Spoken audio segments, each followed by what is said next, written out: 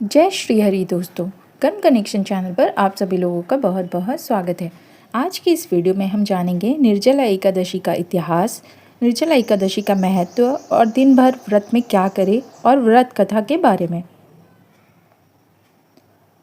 निर्जला एकादशी का व्रत ज्येष्ठ मास के शुक्ल पक्ष की एकादशी तिथि को किया जाता है। हिंदू धर्म में एकादशी व्रत का मात्र धार्मिक महत्व ही नहीं है, ये व्रत मानसिक एवं शारीरिक स्वास्थ्य के नज़रिए से भी बहुत महत्वपूर्ण है। एकादशी का व्रत भगवान विष्णु की आराधना को समर्पित होता है। इस एकादशी का व्रत करके श्रद्धा और सामर्थ्य के अनुसार दान करना चाहिए। इस दिन विधि पूर्वक जल कलश का दान करने वालों को पूरे साल की एकादशियों का फल मिलता है। इस प्रकार जो इस पवित्र एकादशी का व्रत करता है वह समस्त पापों से मुक्त हो जाता है। आइए अब हम जानते हैं एकादशी व्रत का इतिहास। एक बार बहुभोजी भीमसेन ने व्यास जी के मुख से प्रत्येक एकादशी को निराहार रहने का नियम सुनकर विनम्र भाव से निवेदन किया कि महाराज, मुझसे कोई व्रत नहीं किया जाता, दिन भर बड़ी तीव्र क्षुधा बनी रहती है, अतः आप कोई ऐसा उपाय बताएं जिसके प्रभाव से स्वतः सद्गति हो जाए। तब व्यास जी ने कहा कि तुम्हें वर्ष भर की संपूर्ण एकादशी नहीं हो सकती तो केवल एक निर्जला वाला कर लो, इसी से साल भर की एकादशी करने के समान का फल हो जाएगा। तब भीम ने वैसा ही किया और स्वर्ग को गए, इसलिए यह एकादशी को भीमसेन एकादशी के नाम से भी जानते हैं। अब हम जानते हैं निर्जला एकादशी का महत्व। निर्जला यानी यह व्रत बिना जल ग्रहण किए और उपवास रखकर किया जाता है, इसलिए यह व्रत कठिन तप और साधना के समान महत्व रखता है। हिंदू पंचांग के अनुसार वृषभ और मिथुन संक्रांति के बीच शुक्ल पक्ष की एकादशी निर्जला एकादशी कहलाती है। इस व्रत को भीमसेन एकादशी या पांडव एकादशी के नाम से भी जाना जाता है।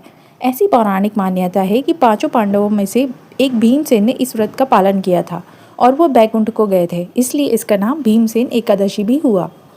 सिर्फ निर्जला एकादशी का व्रत कर लेने से अधिक मास की 2 एकादशियों सहित साल की 25 एकादशी व्रत का फल मिलता है। जहाँ साल भर की अन्य एकादशी व्रत में आहार संयम का महत्व है, वहीं निर्जला एकादशी के दिन आहार के साथ जल का संयम भी बहुत ज़रूरी है। इस व्रत में जल ग्रहण नहीं किया जाता, यानी निर्जल रहकर व्रत का पालन किया जाता है। यह व्रत मन को संयम सिखाता है और शरीर को नई ऊर्जा देता है। यह व्रत पुरुष और महिलाओं दोनों द्वारा किया जा सकता है। अब हम जानते हैं व्रत का विधान क्या है। पवित्रीकरण के समय जल आचमन के अलावा अगले दिन सूर्योदय तक नहीं पानी पीना है। दिन भर कम बोले और हो सके तो मौन रहने की कोशिश करें। दिन भर ना सोएं, ब्रह्मचर्य का पालन करें, झूठ ना बोले, गुस्सा और विवाद ना करें। आइए अब हम कथा का श्रवण करते हैं। जब वेद व्यास जी ने पांचों पांडवों को चारों पुरुषार्थ धर्म, अर्थ, काम और मोक्ष देने वाले एकादशी व्रत का संकल्प कराया था, तब युधिष्ठिर जी ने कहा, जनार्दन, ज्येष्ठ मास के शुक्ल पक्ष में जो एकादशी पड़ती हो, कृपया उसका वर्णन कीजिए। भगवान श्री कृष्ण ने कहा, हे राजन, इसका वर्णन परम धर्मात्मा व्यास जी करेंगे, क्योंकि ये संपूर्ण शास्त्रों के तत्वज्ञ और वेद वेदांगों के पारंगत विद्वान हैं। तब वेद व्यास जी कहने लगे, कृष्ण और शुक्ल पक्ष की एकादशी में अन्न खाना वर्जित है। द्वादशी को स्नान करके पवित्र होकर फूलों से भगवान केशव की पूजा करे, फिर पहले ब्राह्मणों को भोजन देकर अंत में स्वयं भोजन करे। यह सुनकर भीमसेन बोले, परम बुद्धिमान पितामह, मेरी उत्तम बात सुनिए। राजा युधिष्ठिर, माता कुंती, द्रौपदी, अर्जुन, नकुल और सहदेव ये एकादशी को कभी भोजन नहीं करते तथा मुझसे भी हमेशा यही कहते हैं कि भीमसेन एकादशी को तुम भी ना खाया करो, परंतु मैं उन लोगों से यही कहता हूँ कि मुझसे भूख नहीं सही जाएगी। भीमसेन की बात सुनकर व्यास जी ने कहा, यदि तुम नर्क को दूषित समझते हो और तुम्हें स्वर्ग लोक की प्राप्ति अभिष्ट है तो दोनों पक्षों की एकादशियों के दिन भोजन नहीं करना।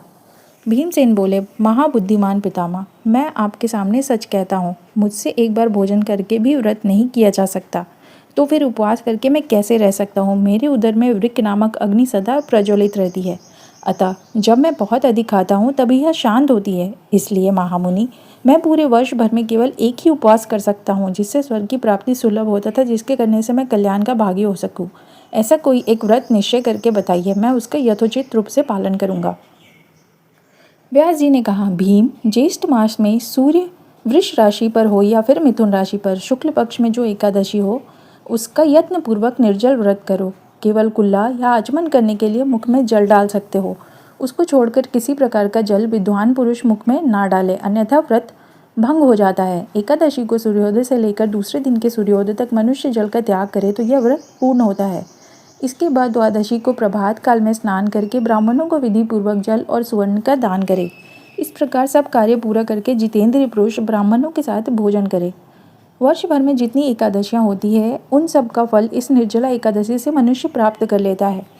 इसमें तनिक भी संदेह नहीं है। शंख चक्र और गदा धारण करने वाले भगवान केशव ने मुझसे कहा था कि यदि मानव सब कुछ छोड़कर एकमात्र मेरी शरण में आ जाए और एकादशी को निराहार रहे तो वह सब पापों से छूट जाता है। कुंती नंदन, निर्जला एकादशी के दिन श्रद्धालु स्त्री पुरुषों के लिए जो विशेष दान और कर्तव्य विहित है उन्हें सुनो। उस दिन जल में शयन करने वाले भगवान विष्णु का पूजन और जलमयी धेनु यानी पानी में खड़ी गाय का दान करना चाहिए। सामान्य गाय या घी से बनी गाय का दान भी किया जा सकता है। इस दिन दक्षिणा और कई तरह की मिठाइयों से ब्राह्मणों को संतुष्ट करना चाहिए। उनके संतुष्ट होने पर ही श्रीहरि मोक्ष प्रदान करते हैं।